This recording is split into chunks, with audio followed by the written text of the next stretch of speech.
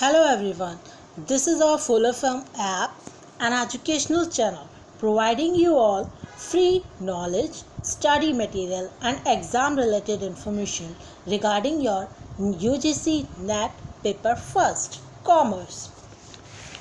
Okay, right now we are discussing an important topic of communication which is related to your Unit 4. Now we are discussing the MCQs relating to the topic of communication.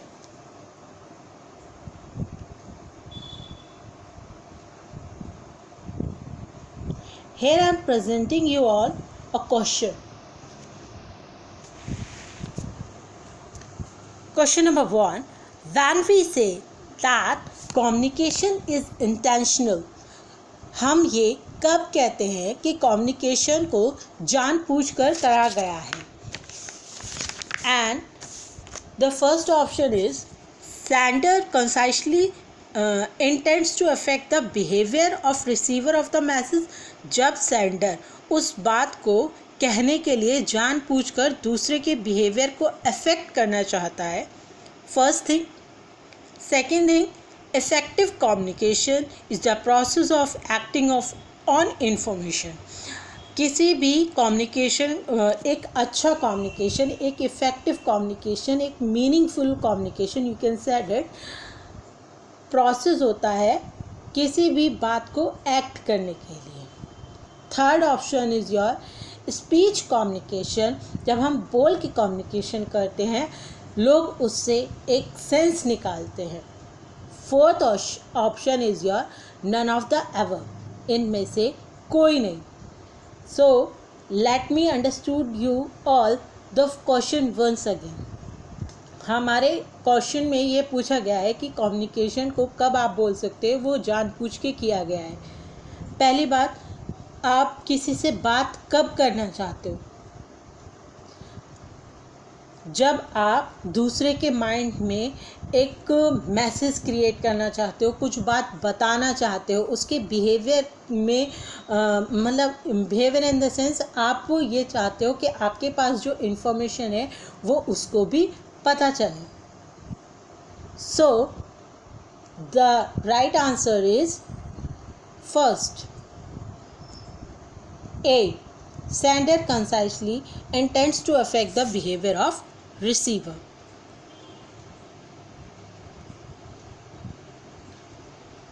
Okay, now let's move on to the next question. Communication is the transfer and understanding of. पहले देखिए question को समझते हैं. Communication क्या है? Second question में आपका ये पूछा गया है कि कम्युनिकेशन क्या है. What is communication? कम्युनिकेशन के बारे में ये लाइन बोली गई है कि कम्युनिकेशन एक तरीके से ट्रांसफ़र है. आप इसके थ्रू अपनी चीज़ों के बारे में बताते हो, आदान प्रदान करते हो. और एंड अंडरस्टैंडिंग मतलब समझना. इस अंडरस्टैंडिंग में आपका कुछ भी आ सकता है, whether it's your ideas, feelings, suggestion to someone.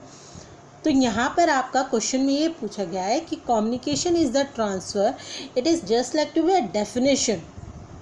ये आपका एक तरीके से डेफिनेशन से ही रिलेटेड है. जब आप कम्युनिकेशन के सेंस को समझाते हो कि कम्युनिकेशन के अंदर आप क्या करते हो. Communication is the transfer and understanding of. अब यहाँ पे ऑप्शंस दिए गए कि कम्युनिकेशन के थ्रू आप क्या करते हो. First one thing is your ideas, then your concepts, meaning, and fourth one is your words. देखिए जब आप किसी भी कम्युनिकेशन को कर रहे हो, सबसे पहली बात आप उस कम्युनिकेशन के थ्रू अपनी बात का अर्थ निकालना चाहते हो. So the right answer is meaning.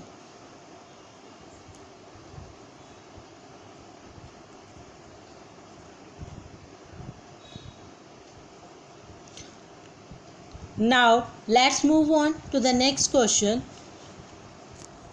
Which of the following can be termed as the context of communication? यहाँ पर क्वेश्चन नंबर 3 में जैसे कि आप लोग ध्यान देखेंगे, समझेंगे थोड़ा सा इस बात को, तो कॉन्टेक्स्ट का मतलब होता है संदर्भ। अब इसमें ये बोला गया है कि communication which of the following can be term as a context मतलब किसके संदर्भ में कम्युनिकेशन करना चाहिए, किस चीज़ को देख के कम्युनिकेशन करना चाहिए। तो यहाँ पे जो आपको ऑप्शंस दिए गए हैं, here we are having 4 of the options. First one, an interference with message reception. Second thing is your effective communication. Fourth thing, verbal and non-verbal responses to messages. Third thing, that is verbal and non-verbal responses to messages. Fourth thing is your physical and psychological environment for conversation. Let me explain you here all the 4 points, that is all the 4 options to people from all the batches. Okay, and interference in the sense कि हस्तक्षेप, एक आपको रुकावट हो रही है वहाँ पे। सेकंड थिंग, एक इफ़ेक्टिव कम्युनिकेशन, एक अच्छे कम्युनिकेशन के लिए। Third, verbal and non verbal responses to messages, लिख कर या बोल कर मैसेज के बारे में रिस्पॉन्स देना। Fourth thing is your a physical and psychological environment for conversation, किसी भी बात को करने के लिए पहले स्थिति को देखना, फिजिकल वहाँ का माहौल देखना, एंड साइकोलॉजिकल में यहाँ पे उसका मतलब है सामने वाले की स्टेट ऑफ माइंड को देखना। ऐसा ना हो कि सामने वाला उस बात को उस समय करना ही नहीं चाह रहा हो और आपका कम्युनिकेशन वहाँ पर वीक हो, मतलब वीक इन द सेंस वहाँ पर उस तरीके का कम्युनिकेशन पॉसिबल हो ही ना पाए। सो the right answer for this is a physical and psychological environment for conversation. That is your option number D. So now let's move on to the question number 4.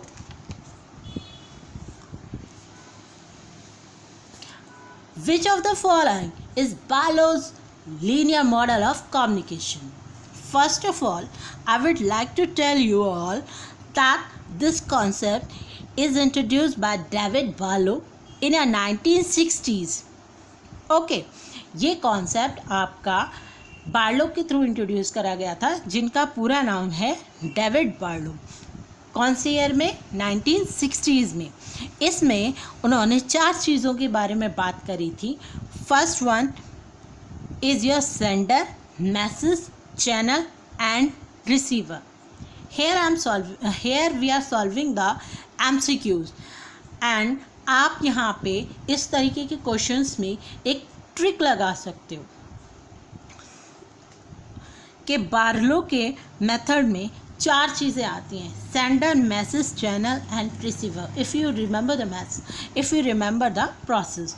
तो यहाँ पर सारे ऑप्शंस में S से start हो रहा है, but सिर्फ एक ऑप्शन ऐसा है जहाँ पर आर में एंड हो रहा है। So you can easily state the right answer, that is your second one. Okay.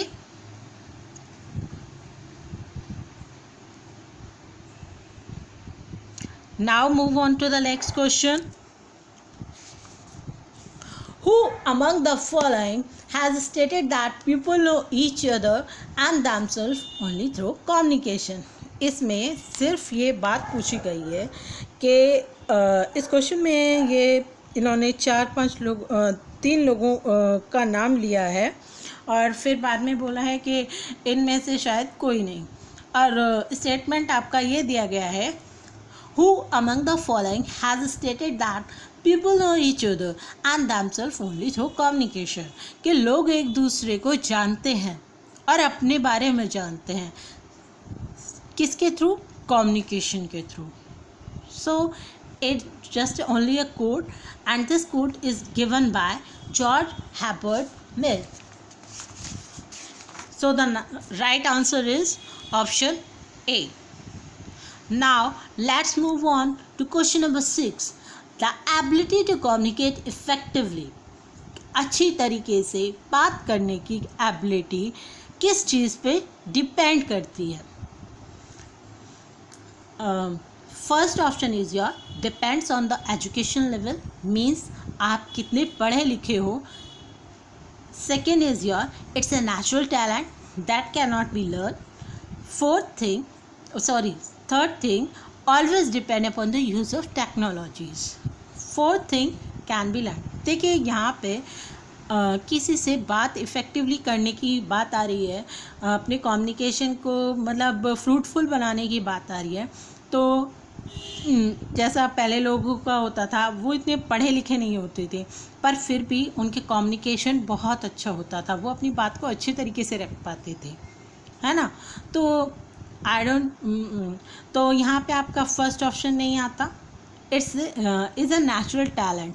ऐसा भी कुछ नहीं है कि ये नेचुरल टैलेंट है. And always depend upon the use of technology.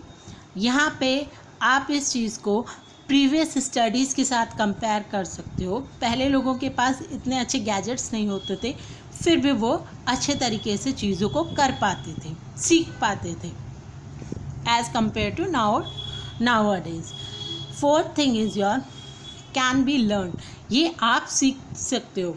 Okay, can be learned in the sense, I'm explaining this point. Can be learned by means of this point we are saying that अगर आपको कोई वार्तालाप नहीं करना आता, किसी से बात नहीं करनी आती, आप किसी नए जगह जाते हो, तो आप क्या करते हो कि वहाँ एक दो लोगों को फ्रेंड बनाते हो, उनसे थोड़ा कुछ सीखते हो, देन आप दूसरे लोगों से तब बात करते हो, तब आप ग्रुप्स में बात करते हो. So the right answer is fourth, it can be learn.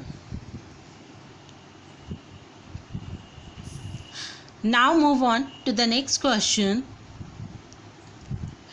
If it is assumed that communication has no beginning or end, then it is termed as meditation. First rule. Second thing, process. Third, interaction. Fourth, transaction. Let me explain you the question. अगर आपके question में ये बोला गया है, if it is assumed that communication, अगर ये माना जाए कि जो कम्युनिकेशन होता है, वार्तालाप होता है, हैज़ नो बिगनिंग और एंड, उसका ना तो कोई स्टार्ट है और ना ही कोई एंड है.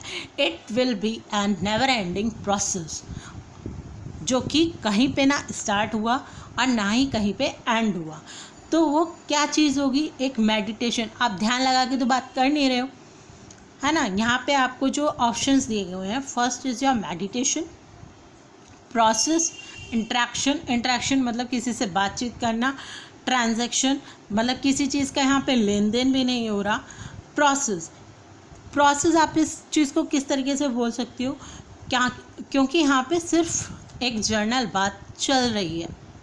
Okay, so the right answer is your process.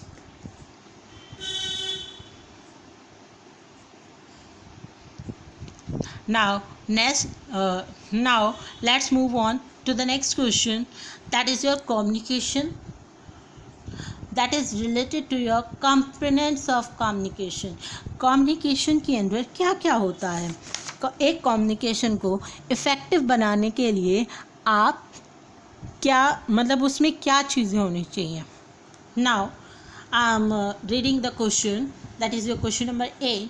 The essential components of communication. किसी भी कम्युनिकेशन को इफ़ेक्टिव बनाने के लिए, अच्छा बनाने के लिए, उसमें सबसे ज़्यादा ज़रूरी चीज़ें क्या क्या होती हैं? यहाँ पे आपके चार ऑप्शंस दिए गए हैं.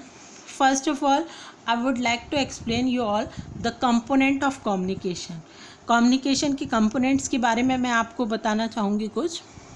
जैसा कि हमने कम्युनिकेशन के प्रोसेस में बात किया था, यहाँ पे आपका कम्युनिकेशन के अंदर देयर मस्ट बी 2 persons. यहाँ पे 2 बंदे होने चाहिए. एक वो जो अपनी बात को रख रहा है, दूसरा वो जो उसको समझना, जिसको वो समझा रहा है. ओके, अब बात आती है कि वो किस तरीके मतलब क्या मैसेज डिलीवर करना चाह रहा है। ओके, किस चीज़ के बारे में बात करना चाह रहा है। So the third point is your message.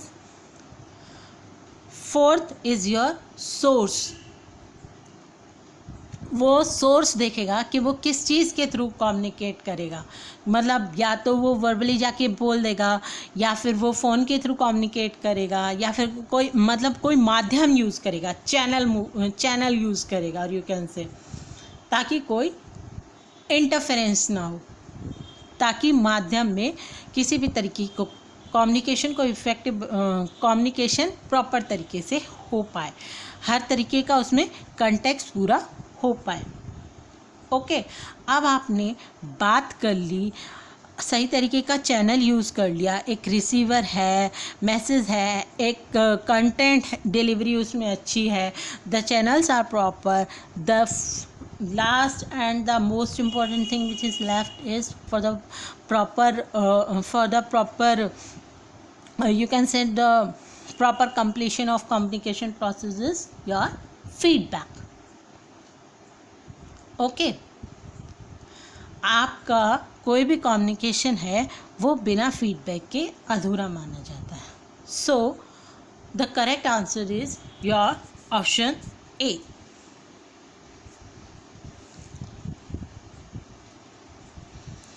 Now let's move on to the next question, that is question number 9. Which of the following feature is applicable in the context of interpersonal communication? Okay, यहाँ पे ये बोला गया है कौन सा feature applicable है आपका इंटरपर्सनल कम्युनिकेशन। देखिए, जब हम इंटरपर्सनल स्किल्स या फिर इंटरपर्सनल कम्युनिकेशन जैसी चीज़ों के बारे में बात कर रहे होते हैं, तो यहाँ पे हम मोस्टली एक्सट्रोवर्ट पर्सनैलिटीज़ के बारे में बात करते हैं, जो कि सबसे मिलजुल के रहते हैं, सबसे बात करते हैं, बहुत मतलब काफ़ी जिनकी सोशल गैदरिंग्स अच्छी होती हैं, they are involve with having groups in the society and they are very friendly. Okay, interpersonal और you can set informal communication. Okay, तो यहाँ पे आपका there are 4 options. First one is your forgivable, second is your forgettable, third is your reversible, and fourth one is your irreversible. Forgettable भूलने योग्य, forgive श्रम, and reversible जिसको आप बदल सकते हो, irreversible जिसको आप नहीं बदल सकते। So the right answer is your D, irreversible.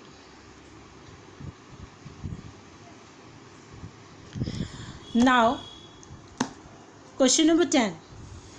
A message can only be deemed effective when, एक मैसेज को आप कब इफ़ेक्टिव मान सकते हो, जैसा कि हमने अभी कंपोनेंट ऑफ कम्युनिकेशन में पढ़ा था, तो यहाँ पे जैसा आपको इन 4 पॉइंट्स में पहली बार ही देखते ही समझ में आ रहा होगा कि अभी हमने इंटरपर्सनल की बात करी है। ओके, हमने आपका गुड कम्युनिकेशन स्किल्स के बारे में बात करी है, हमने आपका प्रूफ ऑफ अंडरस्टैंडिंग और यू कैन से रिपीटेड फीडबैक्स के बारे में बात करी है। तो किसी भी कम्युनिकेशन को, as I said you earlier in the components, के आपका किसी भी मैसेज के पूरे होने के बाद सेंडर और रिसीवर के बाद उसका एक फीडबैक, एक रिस्पॉन्स ज़रूरी है। ओके, तो यहाँ पे आपका क्वेश्चन में पूछा गया है कि आप किसी मैसेज को इफ़ेक्टिव कब मानते हो। So the right answer is your understood by receiver and produces the desired response, जो सामने वाले की समझ में आ रहा हो और एक डिज़ायर्ड रिस्पॉन्स प्रोड्यूस कर रहा हो। That's all for today. Thank you. Have a nice day.